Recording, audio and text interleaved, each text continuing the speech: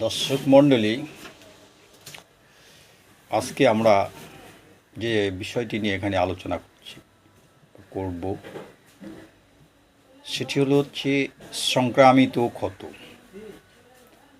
সেই সংক্রামিত ক্ষত যে কোনো কারণে হতে পারে, আঘাত থেকে হতে পারে, বিভিন্ন ইনসেক্ট থেকে হতে পারে, বিভিন্ন পতঙ্গের কামড়ানো সে কারণে হতে পারে, বিভিন্ন কারণে হতে পারে। এই ক্ষত যদি হয়ে থাকে তাহলে এই ক্ষত দ্রুততর যাতে স্প্রেড না হয় সেদিকে আমাদের অবশ্যই লক্ষ্য রাখতে হবে, যাতে এই ক্ষত অতি শীঘ্রই আমরা নিরাময় করতে পারি। তার জন্য আমরা যে যে পদক্ষেপ বা স্টেপ নিতে পারি সে বিষয়টি এখানে আলোচনা করব। প্রাথমিক অবস্থায় আমাদের প্রাথমিক ট্রিটমেন্ট করা উচিত। ক্ষতস্থান প্রথমেই তুলা দিয়ে পরিষ্কার করতে হবে এবং তুলার সহিত আমরা কি ব্যবহার করব সেটা একটি জানার বিষয়। আমরা তুলার সাথে যে মেডিসিনটি ইউজ করব সেটি হচ্ছে ক্যালেন্ডুলা মাদার। এই ক্যালেন্ডুলা মাদার জলের সহিত মিশ্রণ করে পরিষ্কার করতে হবে এবং পরিষ্কার তুলাতে ক্যালেন্ডুলা মাদার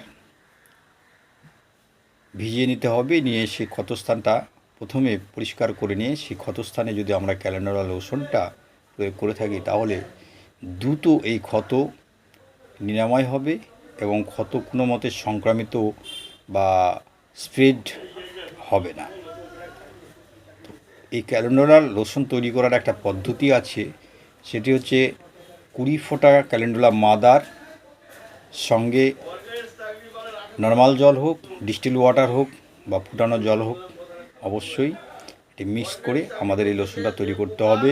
এবং ক্ষতস্থানে বাহ্যিক প্রয়োগ করার ক্ষেত্রে আমরা মাঝে মাঝে ক্ষতস্থানটা কী করব, ড্রেসিং করব, অর্থাৎ ক্ষতস্থান পরিষ্কার করে এই ক্যালেন্ডুলা লোশন দ্বারা ভিজিয়ে রাখতে হবে, অথবা ক্যালেন্ডুলা অয়েনমেন্ট বা ক্যালেন্ডুলা মলম আমরা সেই সাথে ক্ষতস্থানে আমরা প্রয়োগ করতে পারি।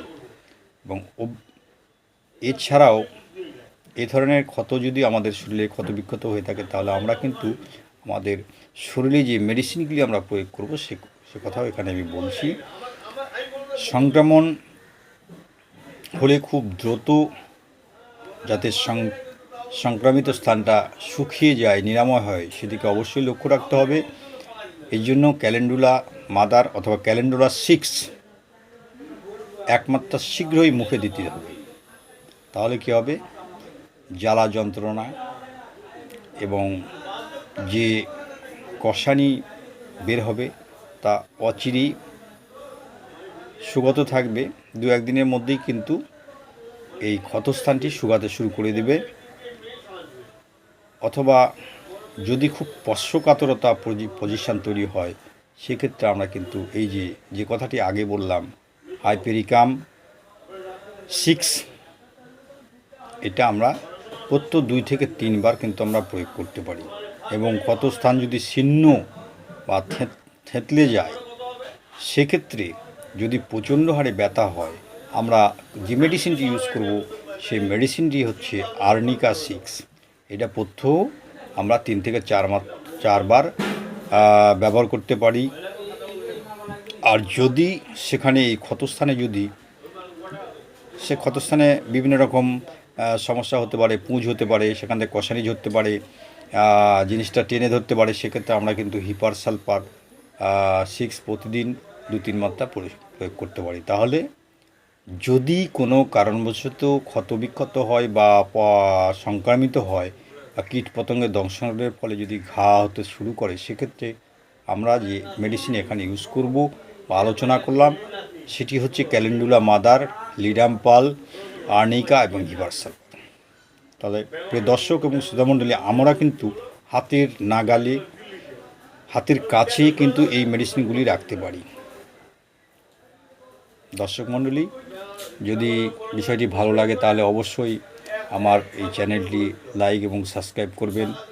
আপনাদেরকে জানাই আমার অসংখ্য প্রীতি এবং শুভেচ্ছা, ধন্যবাদ, নমস্কার।